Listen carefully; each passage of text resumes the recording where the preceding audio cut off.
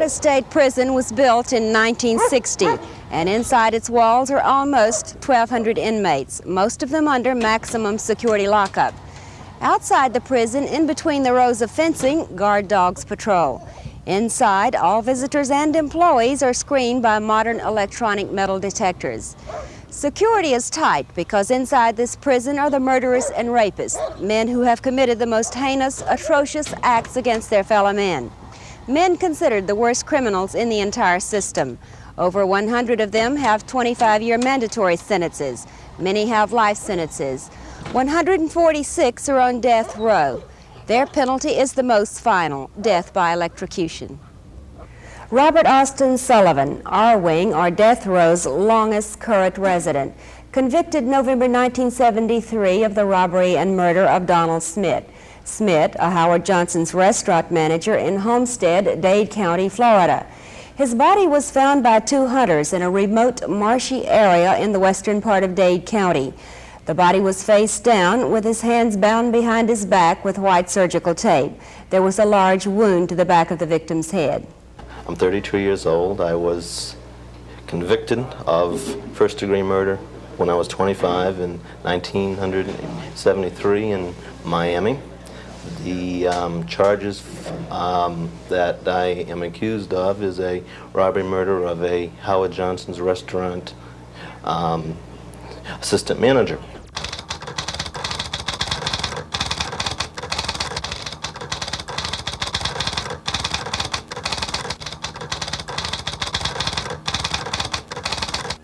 I've lived in Miami for about 8 years. About half of that was attending the University of Miami for 4 years, majoring in business management. Prior to that, I lived in Belmont, Massachusetts, and Nashua, New Hampshire. How long have you been on death row? I am, at this time, the oldest person on death row by the amount of time that is served. I arrived on death row November 14th, 1973, which is well over 2,000 days. Where are you in the appellate process right now? What has happened on your particular case? In June, Governor Graham signed my death warrant, and my lawyers were able to secure a stay for me from Judge Jose Gonzalez in the Federal District Court in Fort Lauderdale. Next week on March the 6th, we will have an evidentiary hearing before the U.S. magistrate assigned to the case. Death row, I didn't know what to expect, and of course I was just there and was able to casually observe down the corridor. What do you do all day? Very little for most people. We are confined to the cells 24 hours a day, 7 days a week, except for showers, 5 minutes worth every other night, and 6 hours of exercise periods. All the remaining hours must be spent inside the cell, one-man cells. Different people have different things to try to occupy their minds, some constructively, some not so constructively. As for myself, I write an awful lot. I work on my case. I correspond with over 50 people. And I like to read. I try very hard to have enough to occupy my time reading and writing for about 8 to 10 hours every day. Is there television? Yes, each man is provided by the state a in-cell black and white TV set, which is a good pacifier. It's I probably watch less TV than any other man on death row because I have other type activities that I enjoy doing, but it's always there if I want it or need it, and it's a good pacifier. Is it a place of potential violence? We read and we hear that all prisons, maybe not in Florida quite so bad as in some other states, are dynamite kegs, that there are weapons, there are drugs, there are ethnic gangs. I would say any prison in the United States, including Florida and the Florida State Prison, there is potential for violence. Do you fear for your life ever? I really don't ever dwell on it that much. I do know that from listening to people on the staff that death row at the Florida State Prison has the less amount of violence on it than any other wing at this institution. Psychologically, Bob, how are you affected by the fact that executions have resumed in Florida? What was it like on death row when John Spinklink was executed? Can you describe it for us?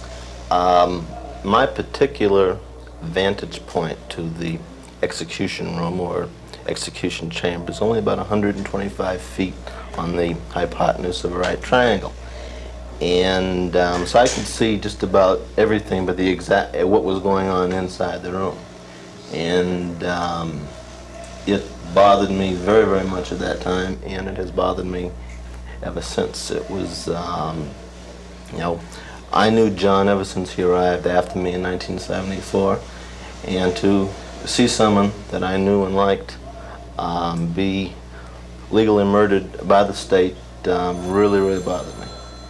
And, you know, and then my own death watch was I was able to experience the anxieties and the tensions of what led up to and preceded his execution up to a point.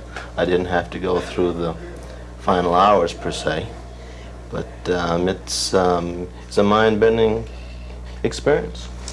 I think that all people, whether in prison, out of prison, or whatever, whether they approve the death penalty or disapprove the death penalty, it is a grim encounter to come up against it. You have come so close. The people on death row, what would they say is a better way?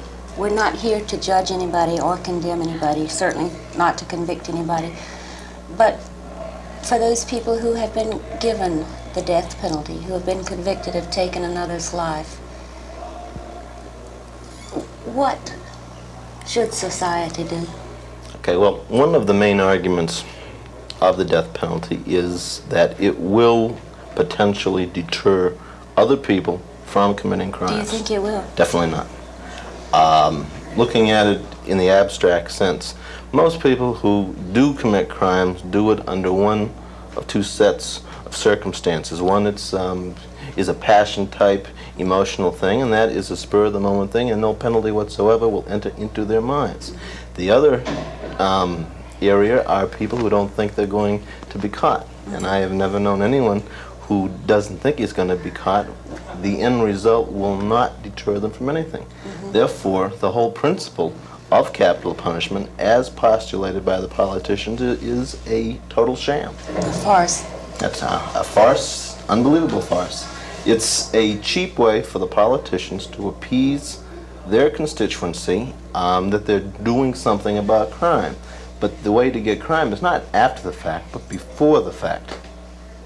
And that's the only way that you will get to deter crime, not by some abstract punishment that people don't think they're ever going to get.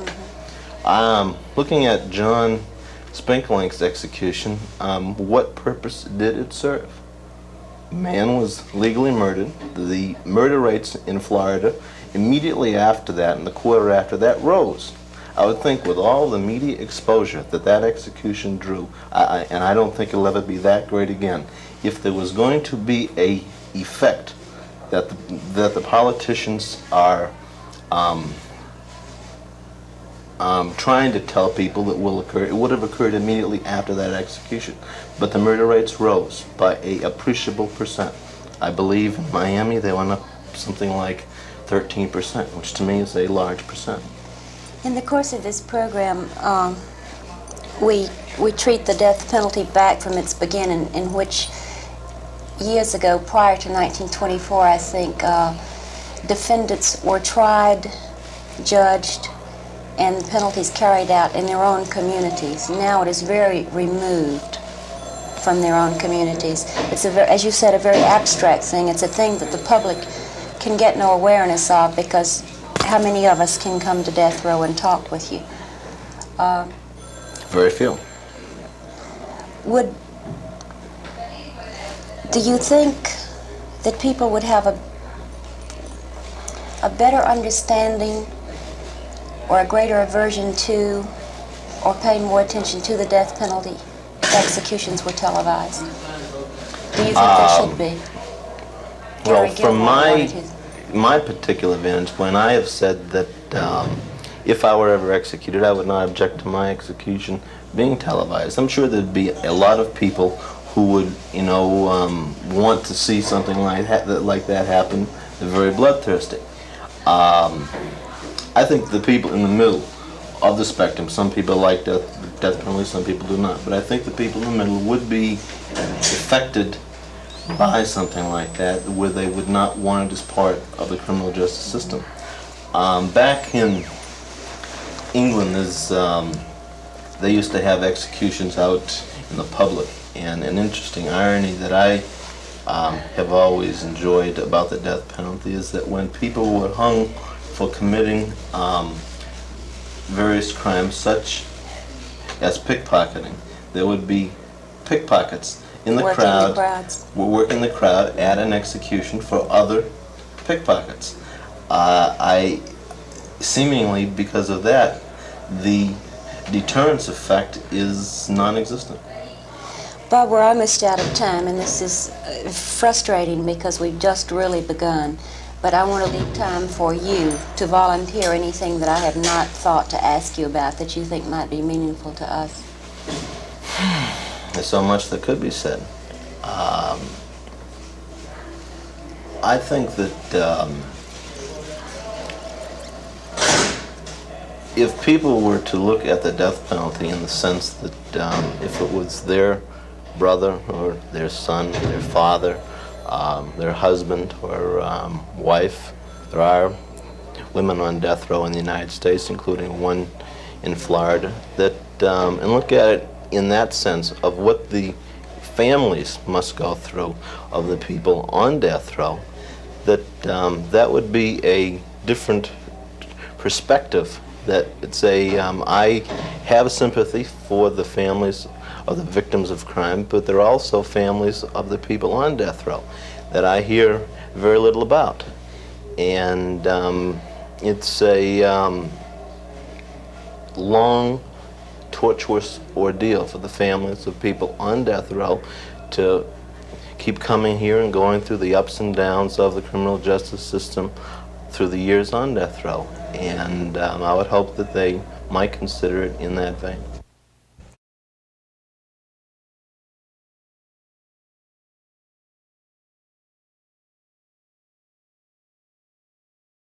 Dane T. Gafford, convicted November 1975 in Bay County, Florida, for the murder of James Holloway. The victim was found stuffed in a closet at a deserted house in West Bay. Death was by choking. Dane Gafford, then 17 years old, and 4 teenage girls were later apprehended in the victim's car with his money on their way to California. There's been mornings, nights, days that you just have to really pinch yourself to say, is this really happening?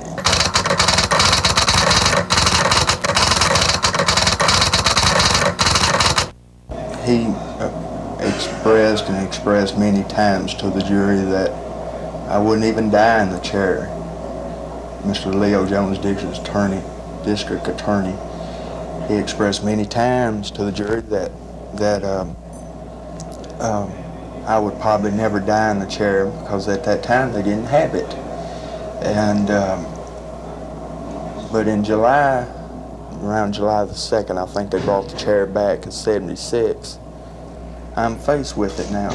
I wonder if the chair would have been there in '75, if they was planning on using it in '75, would my jury ever gave it to me? Because Where are you now, Dane, in the appellate process? Where do you I'm stand? still in the Florida Supreme Court. I've been in there, be 4 years in October. What is life like for you on cell block R? Is that? Yeah, it's R wing. R wing. What is it like? It's hard to explain. Many people's asked me in letters and stuff, and it's just hard to explain. I mean, How do you pass the time? well, when I first got here, I only got letters from family and friends. I started putting my name in other pen pal, but most of the time, if you tell people you're on death row in a letter, they don't write back. I say 85% of them won't write back. Why is that? They're scared. Scared of you? They or- don't understand it. And I mean, but the best people I write right now are in prison in different states. I've confessed my sins. I've become religious. What is a better way, Dane? We're not here to judge you guilty or not guilty. We're not here to even discuss your case. We're talking about the death penalty. If you were not in prison, if you were not on death row, and you read and you heard about the crime rates today, and you've been here now, maybe you know a better way. How should society feel about it? There's too many stiff collars workers in high office. I mean, like judges and stuff. Like when I first got here, my ambition was always to help younger kids, juveniles. And I wanted to try to tell them, like what it's like here. Try to explain it the best way I can. I can't do it in just one letter. It might take 10 letters or more.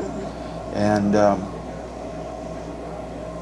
tell them that it don't take a big man to get in prison or do what anybody done to get in prison. It doesn't take, it just takes a little misguidance from other people. And they think, like, even when I was a kid, younger, you'd say, come on, Mom, Dad, or somebody, take me somewhere there's nothing to do. It's boring. There's really blank nothing to do on death row. I mean, you have a TV, a radio, and you can, that's if you have somebody send you this. The state gives us TV. But the radios, letters, and stuff like that, you got to have somebody before you even can get your head back, straighten up anymore. And How did you feel when John Spinkelink, what was it like in the cell blocks then? Sad. A lot of people was quiet because right after the execution, I mean, everybody hollered and let John know we had support for him. We was trying to give, we can't do nothing. I mean, there was nothing a person could do, inmate. But Dane, people who are watching us now, or when this goes to air, are going to say, with the crime rate like it is now, if things were turned around, you could be a victim yourself. Yeah. If you were outside. Everybody's potentially a victim. What is the answer to all of it?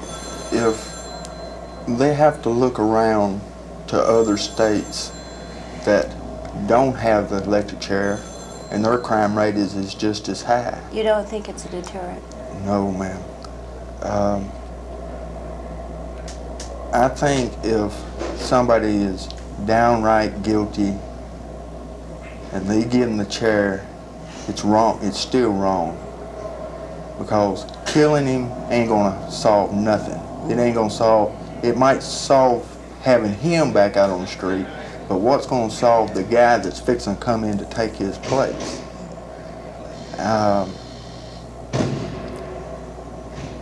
If when a person goes to do a crime, he don't think, well, what will I get if I do this? Because it's a split notion thing when you do anything. Try like getting up in the morning. Your first idea is to raise up. That's about the same thing with crime. Are you saying that it's a moment of passion that you... it's not anything you think about? It's nothing. You don't even think about the time part. About getting caught? No. You don't. All you think about, what am I going to get out of it for myself? You don't think of how much time you're going to get if you're going to prison or nothing like that. There ain't nobody here can say that I know I was going to get caught. And is life dangerous on death row? Are there weapons? Are there drugs? Do you ever feel that your life is in danger? No. Every guy back here is all fighting for the same thing, and that's to get off death row. Is there a closeness among you because of this? We have some weird, off the wall sense of humor back there, and like anybody from the streets come in and hear us, some of the jokes we tell, they'd really think we's crazy, cause some off the wall stuff. Like what have you got to lose? But that's all we have. And how long did it take you to adjust to the actual fact that you were there? How long were there points in time at which you wondered if you ever would, if you would lose your sanity? There's been mornings, nights, days that you just have to really pinch yourself to say, is this really happening? I want to give you an opportunity, just maybe for a minute, to tell us anything that I might have not asked you about, or anything that you want to share that I didn't ask you about. The only really thing that I would like to say is there's people out there that support us. What I mean by support, trying to show other people that this death sentence part is wrong. We need other kind of help other than an electric chair. A chair is not a bolt of electricity going through your body. I want to live, and every man back there wants to live, and the death penalty's wrong.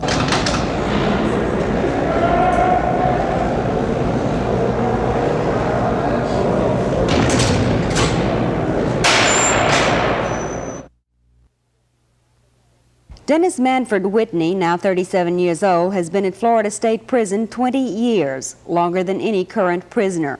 Whitney spent 12.5 years on death row, but was saved from electrocution by Furman versus Georgia, in which the United States Supreme Court ruled that the imposition and carrying out of the death penalty was unconstitutional. As a result of the Furman decision, the death sentences of 631 inmates in America were vacated, including that of Dennis Whitney on Florida's death row.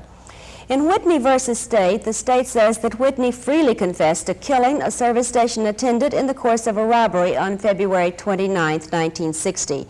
He first shot the victim through the face. The man fell, but the wound was not fatal. Whitney then methodically fired a second slug into the back of the head of the fallen man. Dennis Whitney described to me, off camera but in a tape recording, how he killed a woman who refused to give up her automobile to him. He said she hit him in the head with a hammer, whereupon he shot her. He is said to have committed several other killings in a robbery-murder spree from California to Florida, but he was convicted and sentenced for 2 murders in the state of Florida.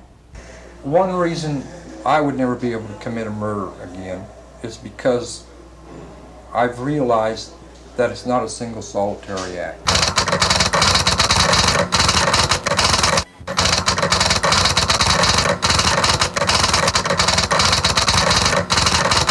instead of wanting to get out, like when they first came here, they wanted to get out. Now when they get out, subconsciously they actually want to come back because this is where their friends are, this is where their life is. They've become thoroughly institutionalized. Right. Now, this is one of the causes for your very high recidivism rate. And the men don't actually, you know, they don't say this to themselves consciously. It's a subconscious thing. They don't admit to themselves, I want to go back to prison, because, you know, you say that, well, you're nuts. Yeah. But this is one of the factors that causes the high recidivism rate. Is very. I see men who've just gotten out of prison, 6 months later they're back, and you see them setting out in this cage out front, and the work squads be coming in, you know, and they be seeing their friends, hey, hey, hey, and you know, they're actually happy to see each other. Like coming home. Yeah, it's like coming home. And you've been involved. You are involved in a lot of programs and things. What is a good word besides programs? You're active here in the prison. You're right. really actively involved in a lot of things. So I guess I've been involved in just about everything they have that you want to call programs. This prison didn't always have programs. It was built and designed as a maximum security prison. No prison farm type. Right, and it was built strictly for your incorrigibles, your violent criminals, your high escape risk and everything. But the problem is they built a prison to hold 1,000 inmates, and you don't have that many men who need to be in a maximum security prison. How long were you on death row, Dennis? 12 and a half years. That many years? Well, not for a little over 12. I come on death row on July 1st in 1960, and I got off death row in September 72 behind the Furman versus Georgia decision. Total confinement all that time? Right, 24 hours a day confinement. How'd you keep your sanity? By keeping my mind active. Actually, death row was a good experience for me since, you know, I didn't get executed, because it gave me the time and the opportunity to reflect and to study, to try to understand myself, just how, you know, did I get here. How old were you when you were convicted? 17. 17. And so I spent most of my time on death row reading and studying. I also developed a natural talent I had for art, and just keeping my mind active. It drives a lot of men batty because they don't know how to occupy their time. Fortunately, I was able to. I haven't had an active mind. But it had a lot of effects on me which I didn't appreciate until I got off death row. I had become, as a man becomes institutionalized to a cell, I had become institutionalized to a cell like a man becomes to a prison. I become attached to Your that world was very 24-hour confinement. And when I got off death row and got out in this population here, it was quite an experience. It took me about a year, a good year, to adjust and be able to function just in this prison. With other people. You know, after being confined in that one cell for 12 years. It was a tremendous adjustment for me to come out of that into this population. And so, you know, I can imagine what it's going to be like when I come out of prison into society after 20 years. You know. Dennis, having been on death row and now having been in the general population, what, for how many years? 8 years now. Right? Death row 12 years, out in the general population for 8 years, and now having become very active in all the things that you do and being a useful member of the society here in the prison.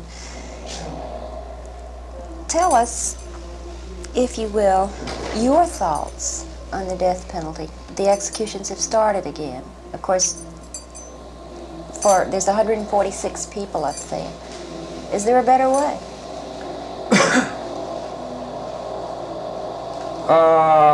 A better way for what? This depends on what your aim and your purpose is. Myself, if we are truly a civilized society that's based on Christian humanitarian principles, there is no place for capital punishment.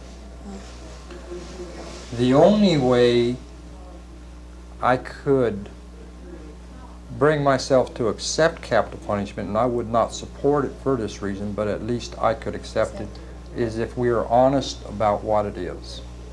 Be honest about what we are doing. And capital punishment is nothing more or less than vengeance. You have hurt me, so I am going to hurt you. It's an eye and eye and tooth for a tooth. Otherwise, there is no social redeeming value to it.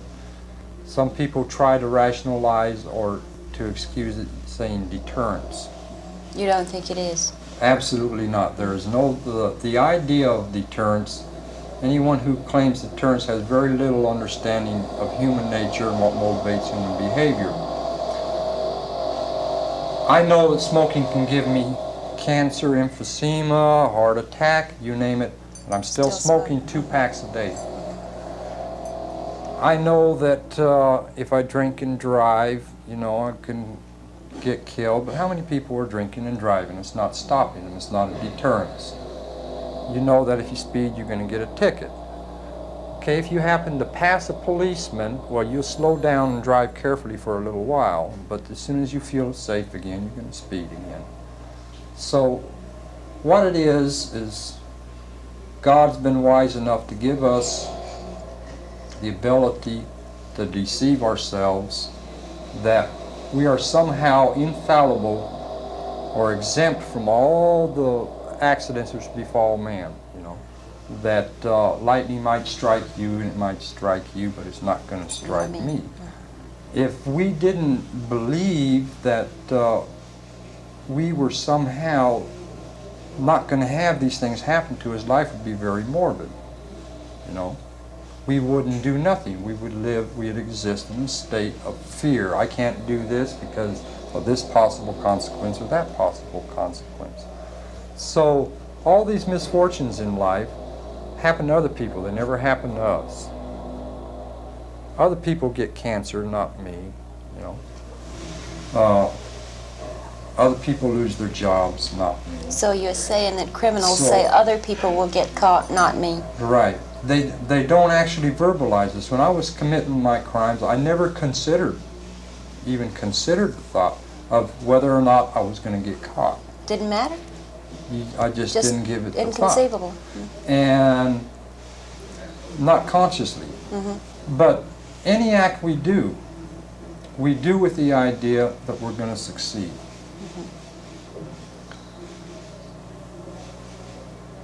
Anything we do, whether it's legitimate or illegitimate, a positive or negative act, we do it with the idea psychologically that we can succeed in doing it. In committing a crime, when I go out to commit a crime, it doesn't matter if it's going to be a robbery or burglary or murder or whatever the crime is. Subconsciously, I'm doing it with the idea that I'm going to succeed. I'm going to get away with it, not with that I'm going to get caught. So the consequences of getting caught are totally irrelevant. It doesn't matter if the consequences is a slap on the hand, 5 years in prison, or a death sentence. If I ever considered that I'm going to get caught, I wouldn't commit the act in the first place. Any consequence would be a deterrent. You know, if I knew I was going to get caught, I wouldn't want to spend a year in prison no more than I want to be executed. Are you saying, though, that nothing that society has fashioned as a punishment works as a deterrent? The degree of punishment is not the deterrence. The deterrence lies in the certainty of being caught and convicted. The higher the risk of being caught or convicted, like if you live in an area where you have very effective patrol of the highways, you have less speeders because they're aware of this. We hear so many times, Dennis, we hear so many times of men on death row who say,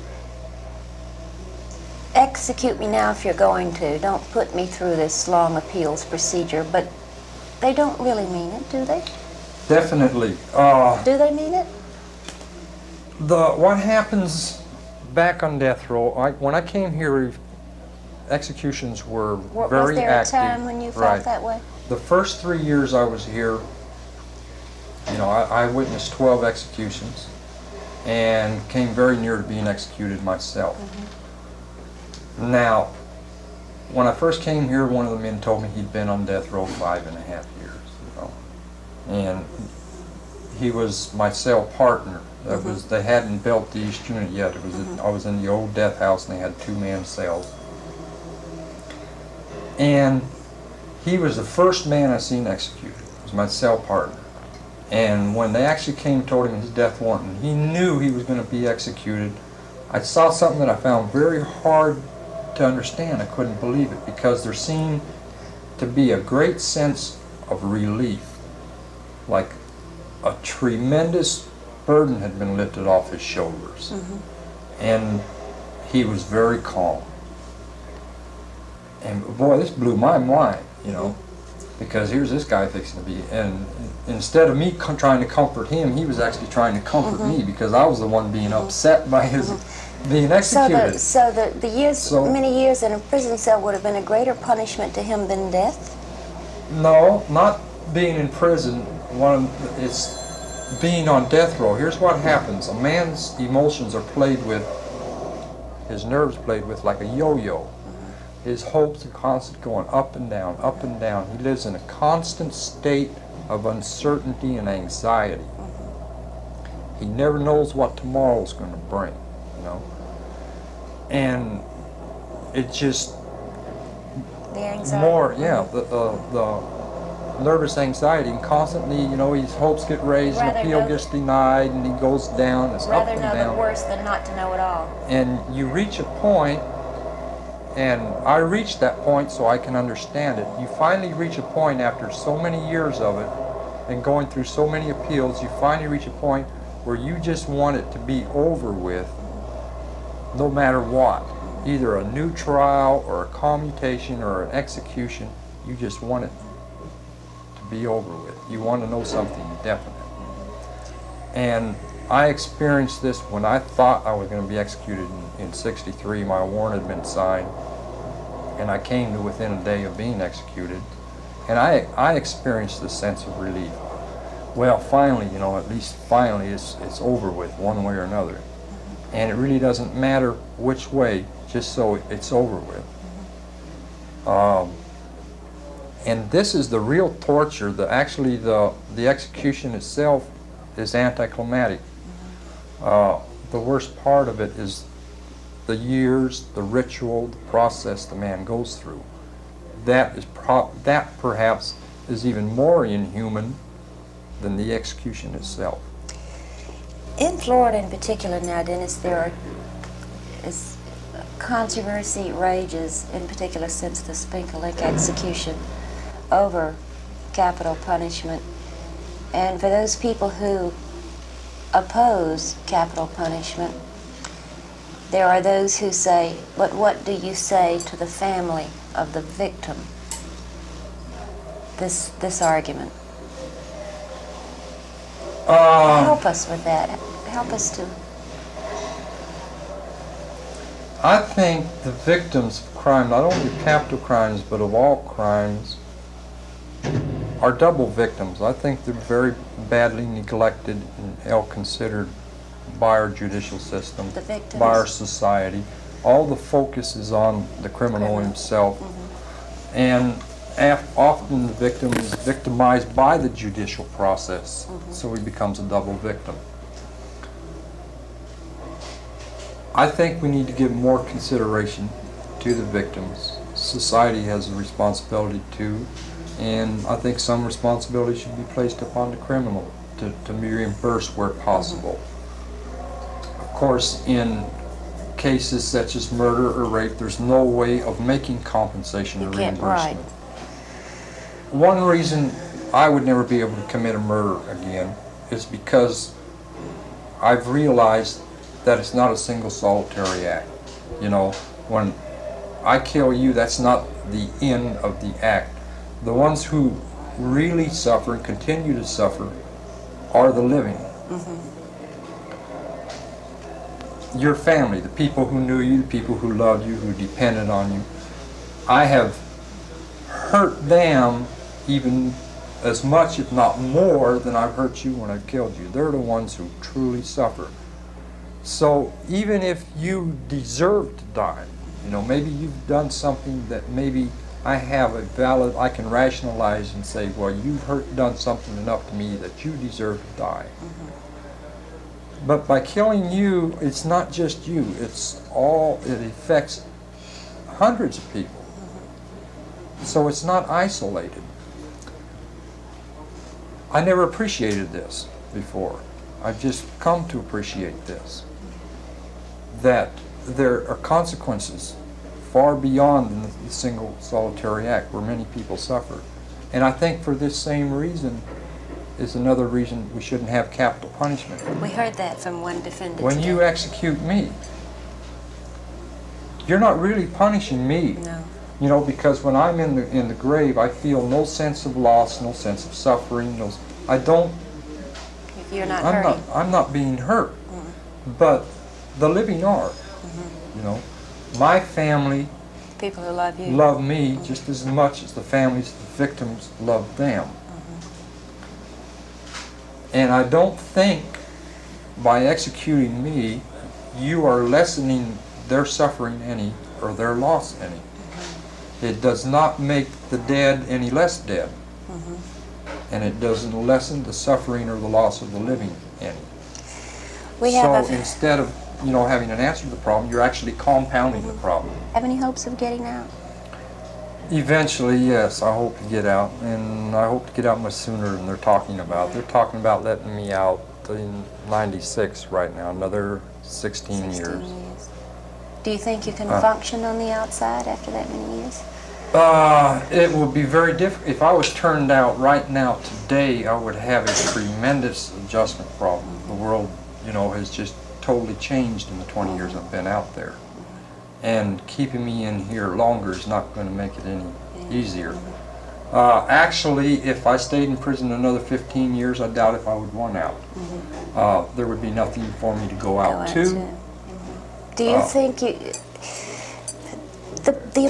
There are a lot of people who would say, no, you mustn't let him out now. He's, how many life sentences? You had a life sentence and a death sentence? Right, so now I have 2 life sentences. But can staying any longer make you a better person? I don't think staying in, keeping me in any longer will make me any better person. On the contrary, I'm not saying whether I'm a good or bad person. Let's say staying any longer is not going to help me be any more productive in society. It's going to be detrimental towards that. It's not benefiting society in any way, unless, of course, they feel I'm still dangerous. That's... But just the pure retribution aspect... How could you assure them that you're not? Nobody can be absolutely sure. You're going to make mistakes in judgment. The only thing they can possibly judge on is my present behavior as compared to my past behavior, whether they have noticed any change. Well, in 20 years in prison, I haven't committed any violent acts. Everything I've done has been positive, constructive. So this is, you know, if any person was to make the judgment, and naturally, I want out, so I'm going to tell you, well, oh, I'm going to be a grade A citizen, I'm not going to spit on the sidewalk, I'm going to go to church every Sunday, and, you know, I can run a good reel on you because I'm able to speak well and convincingly. Right. And if I go out there and commit the other crime, you really can't fault anybody for their judgment, because everything I've done has indicated that I will do well outside. But they're turning people out every day who everything they do indicates that they're going to commit crimes again. You know, they continue to rob and steal while in prison. They are not doing anything to better themselves or to change their ways. You know, they're just as much criminals in prison as they were outside of prison. Their behavior is a continuation in here of what it was outside. And it should be obvious that when you turn them out, it's going to be a continuation again. And yet they're turning them loose every day. So the problem is that they really have no criteria, or are rarely following no criteria for keeping men in prison or letting them out of prison, other than pure and simple retribution. Make them do so much time.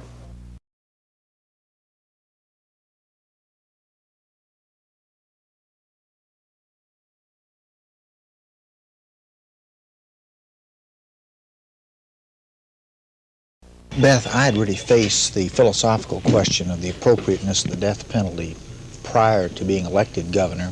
First, as a member of the state senate, I voted to restore the death penalty in Florida. That was the question of whether it was an appropriate public policy or not. Then, as a candidate for governor, I knew that I would take an oath of office that I would enforce all the laws of Florida, including the capital punishment. I would not have offered myself as a candidate for governor unless I was prepared to do so. However, when it came to the first time, I know it must have been very difficult. Yes, it's like a lot of other things in life when you convert from the general theory of something down to its application in a specific case to a specific human being, it takes on a different dimension. I established in my own mind some standards by which this matter should be approached. One was that we should assure that the individual had received every possible due process in terms of having a trial that met those standards, an appeal, in almost all cases an appeal to the United States Supreme Court.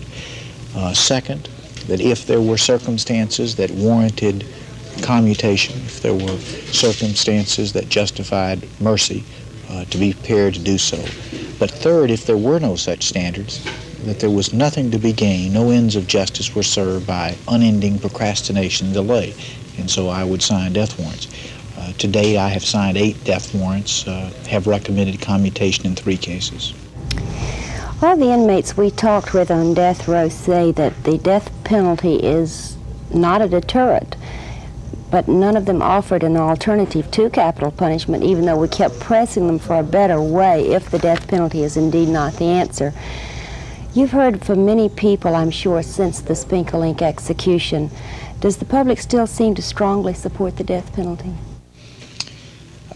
The polls that you read indicate that there is a strong public feeling that capital punishment is an appropriate social policy for Florida in those cases in which there has been a taking of a life with an opportunity for premeditated thought about the consequences of that. In this article, we dealt with the fact that punishment has been moved out of the community in 1924 when death by electrocution became the law and the Florida State Prison became the location. Prior to that, all punishment was in the community in which the crime was committed. Occasionally, someone comes up with a suggestion that it will not be a deterrent unless the public actually sees it. We're rather far removed from it now. What would be your thoughts on that? Well, I would not favor that. I think that would add another dimension of emotional layer to an already highly emotionalized situation. The reality is that whereas in 1924, when they used to have capital punishment by hanging in the courthouse square of the county in which the crime took place, the means of communication were such that only a relatively few people could see what was happening, although they saw it personally. Today, we have instantaneous international communications, and although even a smaller group of people see it in person, the impact of the event is an international event, as we saw in the John Spinkelink case. So in terms of bringing home to people the implications of capital punishment as a deterrent, I would say that it's even greater today in an isolated room in Rayford than it was 50 or 60 years ago in the courthouse square. The inmates that we talk with say that the most brutal aspect of death row is not really the contemplation of the actual execution, and I really pushed hard on this, that they say, go ahead and execute me rather than keep me here forever with these constant appeals. Do they really mean it? And they said, yes, indeed, that it's better than, and as one put it, playing with a man's emotions. I don't see any way to deal with the fundamental problem of a long period of time between the trial and the final completion of all judicial remedies. The system provides really 4 layers of review. You have the direct appeal from the jury finding and sentence through the state system, followed by another appeal through the federal system. Then you have a habeas corpus appeal through the state system, followed by a habeas corpus appeal through the federal system. And the way in which the process has operated in the last couple of years, those last 2 appeals don't typically start until a death warrant is signed. Are you very bothered by the fact that there are 140 people left up there, and should you serve an additional term as governor, maybe 8 years, that you will have to face the possibility of signing that many death warrants? That is not a prospect that would make any person have emotions other than those of personal concern. Can you cope with it? But I am perfectly prepared to cope with it. The important thing to me is to not think of it as 140 cases, but to think of it as each individual case being judged on its own merits. And that's the process that we've tried to follow. We consider each of these after they have completed their first state and federal appeals, and they have been denied. We have a full review by the State Probation and Parole Commission, then a full hearing by all the members of the cabinet plus myself sitting as the clemency board. At that point, with all that information, with all that judicial record, we make a decision. We'll be prepared to make as many decisions as we're called upon. This is Old Sparky, Florida's electric chair. Its most recent occupant, John Spinkelink, May 25th, 1979, 10:18 a.m. A hooded executioner in the small room to the right of the chair turns the switch, and anywhere between 2 to 8 minutes later, the condemned is pronounced dead by a doctor. And according to the law, justice has been served.